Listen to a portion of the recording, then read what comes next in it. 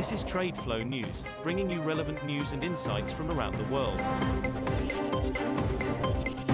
TradeFlow News, enabling trade for SMEs and economies worldwide. These are some of the key topics that we will be looking into in today's program.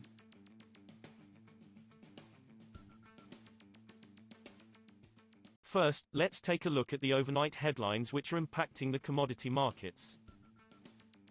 The president of Azerbaijan, host of this year's UN Climate Summit, lashed out at Western critics of his country's oil and gas industry on Tuesday.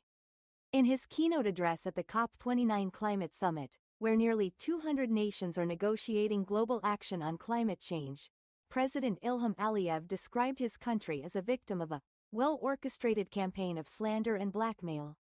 Within moments, UN Secretary-General Antonio Guterres took to the stage to say that doubling down on fossil fuels was an absurd strategy. Oil prices edged up on Wednesday on signs of near-term supply tightness but remained near their lowest in 2 weeks, a day after OPEC downgraded its forecast for global oil demand growth in 2024 and 2025.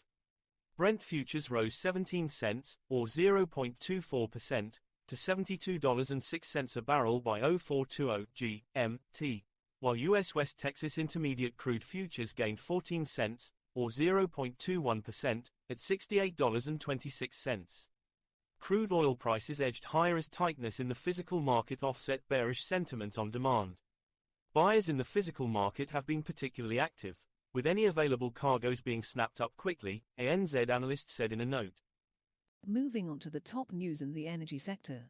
India's federal power minister on Tuesday asked the states that are away from coal resources to consider setting up nuclear-based power plants, besides identifying and listing of the power utilities to meet investments to support growing power demand.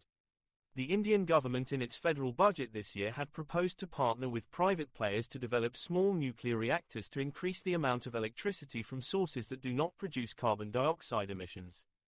States should consider setting up nuclear power plants at the sites where coal-based thermal power plants have completed their life, Manohar Lal, the country's power minister, told states as per a government statement. The U.S. oil and gas industry on Tuesday called on President-elect Donald Trump to scrap many of President Joe Biden's policies aimed at fighting climate change, saying the measures threaten jobs, consumer choice and energy security. The American Petroleum Institute, the nation's top oil and gas trade group, urged Trump's incoming administration to do away with vehicle emissions standards meant to move the auto industry to produce more electric vehicles, lift a pause on export permits for liquefied natural gas facilities and work with Congress to repeal a fee on methane emissions from drilling operations, among a range of other actions. Despite stiffer regulations under Biden, who has sought to transition the U.S. economy to clean energy sources, the domestic industry is producing more oil and gas than at any time in history.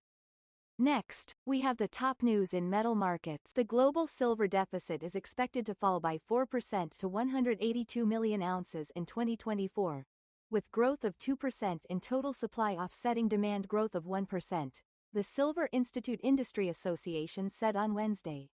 Silver, used in jewelry, electronics, electric vehicles and solar panels as well as an investment, faces the fourth year of a structural market deficit, the Silver Institute said in a review prepared with consultancy Metals Focus. Record industrial demand and a recovery in jewelry consumption will lift demand to 1.21 billion ounces in 2024 despite a 16% decrease in physical investment, according to the review. Ukrainian steelmakers have increased rolled steel production by 20.6% so far in 2024 and boosted exports by 53.5%, local steel producers union Ukremetprom said.